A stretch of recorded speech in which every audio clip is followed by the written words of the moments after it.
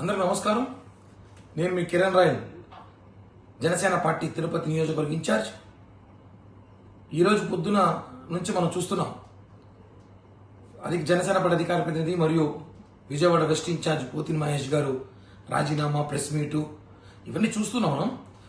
Actually నేను press meet పెట్టాల్సిన దాని మీద నేను అందుబాటులో లేను, వేరే ఊర్లో ఉన్నా కాబట్టి వీడియో చేసి పంపించాల్సి వస్తుంది. కాబట్టి మిత్రులు, మీడియా వాళ్ళు, జనసైనికులు క్షమించాలి. ప్రెస్ మీట్ పెట్టినందుకు వీడియో ద్వారా అర్థం చేసుకోవాల్సింది కోరుకుంటూ, మహేష్ గారి 3 ప్రశ్నలు అడుగుతా. ఒకటి, 2019 మీకు సీట్ ఎక్క ముందు మీరు ఎక్కడున్నారు? మీరు 2016లో 17లో జనసేన పార్టీలోకి వచ్చారు.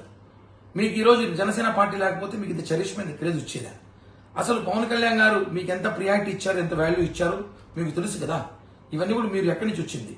మీరు గతంలో రాజకీయ నేపథ్యం ఏమి ఉందా? గతంలో ఏం లేదు కదా. జనసేన పార్టీ మనందరికి పునాదులు.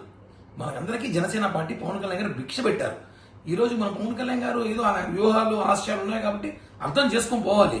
ఇప్పుడు నేనున్నాను, ఉదాహరణకి ప్రజారాజ్య పార్టీ నుంచి పనిచేస్తున్నా.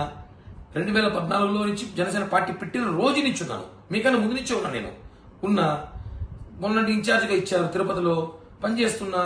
ఏదో సీట్ ఆశించా, రాలేదు. ఎవరు వైసీపీ అతను సీట్ ఇచ్చారు, దాని మీద నేను కొంచెం అలిగున్నా, నచ్చలేదు. ఇష్టం ఉంటే పని చేస్తా అభ్యర్థికి, లేదంటే పిఠాపురం పోయి పవన్ కళ్యాణ్ గారు పని చేసుకుంటా. అంతేగాని ఎక్కడ కళ్యాణ్ గారి గురించి మాట్లాడను కదా. ఎందుకంటే నిజమైన జనసైనికులు అలా ఉంటారు, పవన్ కళ్యాణ్ మనుషులు అలా ఉంటారు. ఏదో వైసీపీ ఇచ్చిన స్క్రిప్ట్, వైసీపీ పంపించిన 3 పేజీలు మీరు తీసుకొచ్చి చదవడము, దాన్ని బీసీ కార్డు పెట్టడం కరెక్ట్ కాదు. మీరు ఏ రోజు కూడా సరే పోతిన మహేష్ ప్రెస్ మీట్ లో ఇంతవరకు నాకు తెలిసి ఇన్ని ప్రెస్ మీట్లలో మీరు ఎప్పుడు కూడా పేజీలు చూసి ప్రెస్ మీట్లు పెట్టలేదు. మొట్టమొదటిసారి 4 పేజీలు చదివి ప్రెస్ మీట్ పెట్టారంటే ఆ పేజీలు ఎక్కడి నుంచి వచ్చాయి, ఆ పేజీలు వెనకాల ఎవరున్నారు, ఇవన్నీ కూడా మాట్లాడాల్సిన అవసరం ఉంది. ఒకటే చెప్తున్నా, అన్నాలీజియో కానీ తీసుకొని మీరు గృహప్రవేశం రా అంటే ఇప్పుడు అది సంబంధం కాదు కదా. ఆయన తీసుకొస్తాడు, ఆయన ఇష్టం అది. దానివల్ల జనసేన పార్టీకి నష్టం లేదు, నీకు వచ్చే నష్టం లేదు. సబ్జెక్టు మీరు డైవర్ట్ చేయడానికి ప్రయత్నిస్తున్నారు. దీని వెనకాల ఎవరో క్లియర్ గా ప్రజలు తెలిసిపోయింది. ఎందుకంటే మహేష్ గారు కూడా, నాకు ఆయన వ్యక్తిగత ఏం లేదు. నేను ఆయన కలిసి అనేక ప్రెస్ మీట్ వాళ్ళ ఆఫీస్లో పెట్టా. గత సంవత్సరంలో నాకు సహకరించాడు, పార్టీతోనే ఉన్నాడు, సహకరించాడు. ప్రెస్ మీట్లు పెట్టాం, అనేక చోట్ల మేము కలిసి పనిచేసాం, ఉద్యమాలు చేసాం, అన్ని చేసాం. ఈ రోజు కొన్ని జరుగుతూ ఉంటాయి. ఇంకా భవిష్యత్తు ఉంది, మనకి 2 నెలల తర్వాత మంచి భవిష్యత్తు రాబోతుంది. అది అర్థం చేసుకోవాలి. కానీ పవన్ కళ్యాణ్ గారిని ఇష్టం వచ్చినట్టు మాట్లాడితే, మనోహర్ గారిని మాట్లాడితే, జనసేన పార్టీ నాయకుల్ని, కార్యకర్తలు ఏదో మేమేదో అమాయకులను, ప్రజలు మమ్మల్ని ఏదో విస్మరించారనో, మీకన్నా మేధావులు లేదని మాట్లాడితే మాత్రం బాగోదు. మీరు పవన్ కళ్యాణ్ గారికి క్షమాపణ చెప్పాలి, జనసేన పార్టీ నాయకులు కార్యకర్తలు క్షమాపణ చెప్పాలి.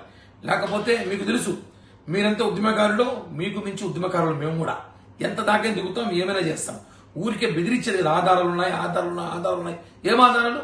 ఏమవుతాయి ఆధారాలు అంటే? ఏం ఆధారాలు? కేవలం జనసేన నాయకులు తప్పుదోవ పట్టించడానికి ప్రయత్నిస్తున్నారు. పోతిన మహేష్ గారు, ఇది కరెక్ట్ కాదు. మీకు ఇష్టం లేదు, వెళ్ళిపోండి. హ్యాపీగా వైసీపీకి వెళ్ళిపోండి, ప్యాకేజ్ తీసుకోండి. ఏదో ఎమ్మెల్యేసో మంత్రో ఏదో ఇస్తామని తీసేసుకోండి. మీ రాజకీయ జీవితం చూసుకోండి. మీరు మమ్మల్ని మాట్లాడి మమ్మల్ని డైవర్ట్ చేయాలో, మమ్మల్ని ఏదో ఇబ్బంది పెట్టాలో, పవన్ కళ్యాణ్ గారు మాట్లాడితే మాత్రం ఊరుకునే ప్రసక్తే లేదు. జాగ్రత్త.